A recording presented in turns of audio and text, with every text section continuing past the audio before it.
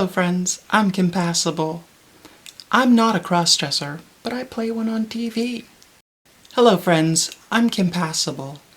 Today, I'd like to talk to you about crossdressers. Some people say that I am a crossdresser.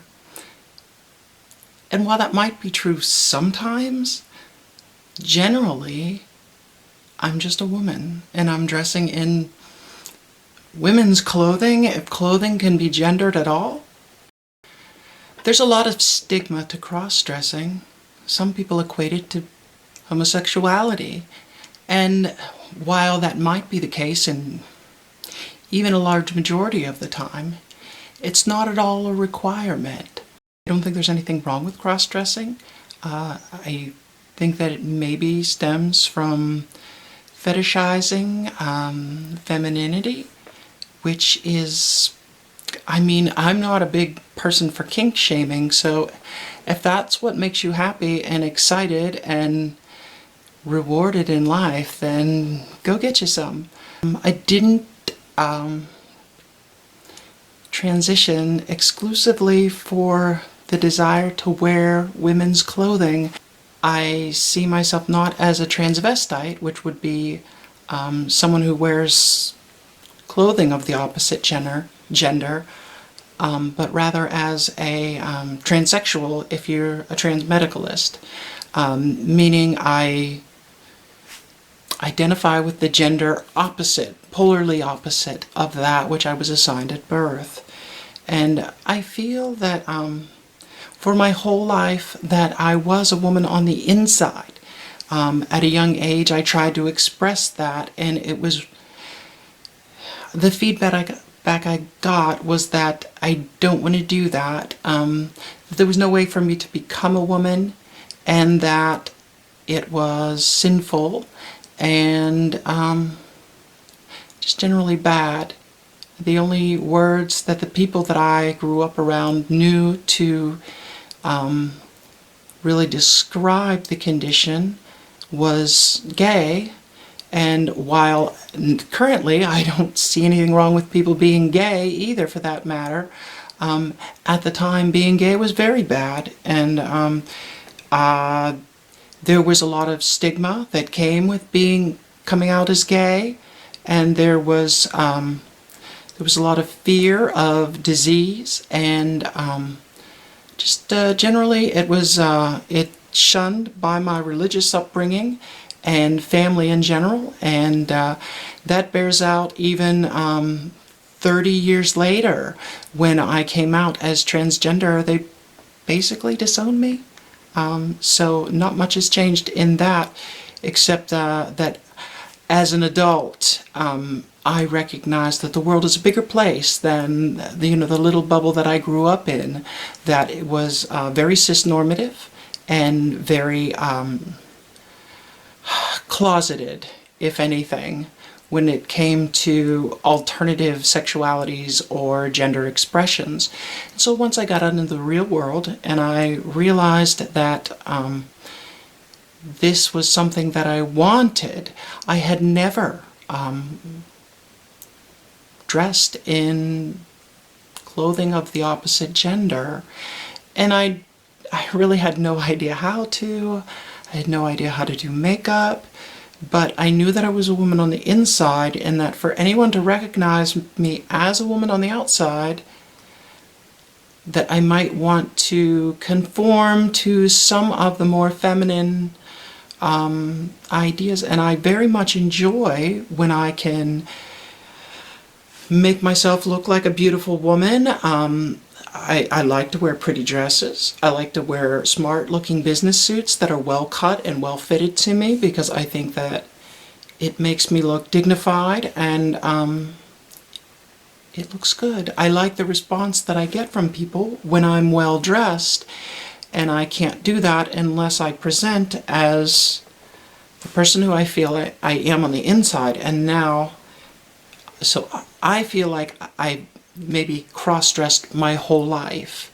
I presented as male, and I did my best to conform to male stereotypes, the baggy jeans and the oversized t-shirts and drab colors, grays and browns and blues and, like, just very masculine in presentation with my clothing my whole life. And so I needed to learn, how a woman would clothe themselves to look appropriate in different social situations. And some of the people who taught me makeup and clothing were cross-dressers, because they knew how to fit clothing so that it looked more feminine. Now, in a lot of cases, cross-dressers or drag queens, they're very over the top. It goes with the territory for cross-dressers.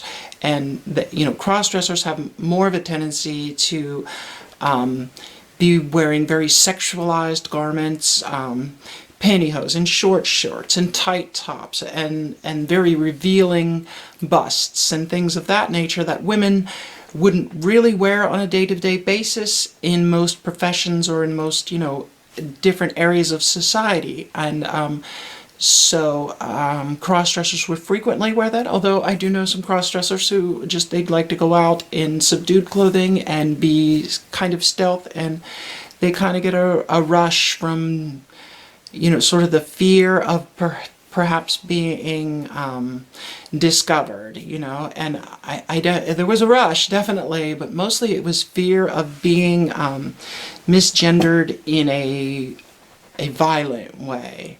Learning to dress in a chosen gender rather than a assigned at birth gender was maybe a similar experience as to cross-dressing, but I have been dressing as a woman every day for about 2 years now, and I like how people respond. I live my life as a woman, and it does feel correct for me.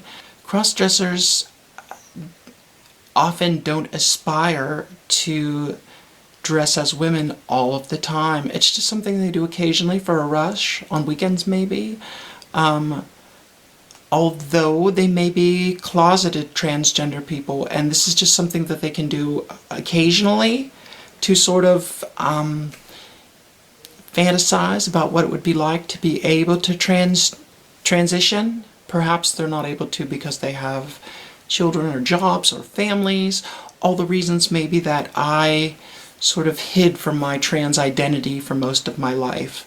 And so I certainly don't hold that against people. I had to be ready to come out. There are also people who are very gender fluid, and so there may be non-binary, or perhaps they are fluid between the binary. They sort of waver back and forth, so they don't really want to become, they like being a man sometimes, and other times they feel very effeminate. So they like to be able to present sort of in both ways, and maybe they'll do things to float towards androgyny so that it's easier to present as female when they want to, or perhaps they'll go very bold and be very masculine when it's time to be male, and very hyper feminine when it's time to be female. And that's another category I see of cross-dressers. And then there are the people who perform as women, and it is it's a persona.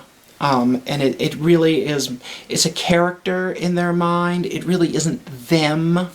And when they are done performing, they most likely can't wait to wipe all that heavy makeup off and peel off multiple layers of costume so they can go back to being themselves.